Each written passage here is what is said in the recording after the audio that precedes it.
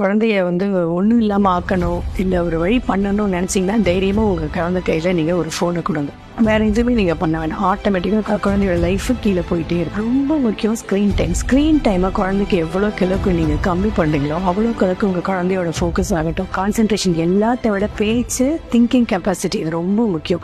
எவ்வளோக்கு அளவுக்கு உங்க குழந்தை ஃபோன்லயே இருக்கிறானோ, முதல்ல அவன் ஸ்டாப் ஆகிறது அவனோட பேச்சு. அதுக்கப்புறம் யோசிக்கிற திறன் கண்டிப்பா போயிடும் குழந்தைங்க மேம் இன்னும் என் குழந்தை பேச ஆரம்பிக்கல. சரி, பிசிக்கல் ப்ராப்ளத்தினால ஒரு குழந்தை பேசலைன்னா அது வேற. ஆனா நம்ம குழந்தை கையில மீடியாவை, போனை, கேட்ஜெட்ஸை என்னென்னத்தையோ கொடுத்து அந்த குழந்தையோட பேச்சு திறனை ஸ்டாப் பண்ணோம்னா தப்பு எங்க? நமக்கு குழந்தை உங்ககிட்ட போன் கேட்கல, என் குழந்தை போன் பார்த்தாதான் சாப்பிடும், வேண்டாம்.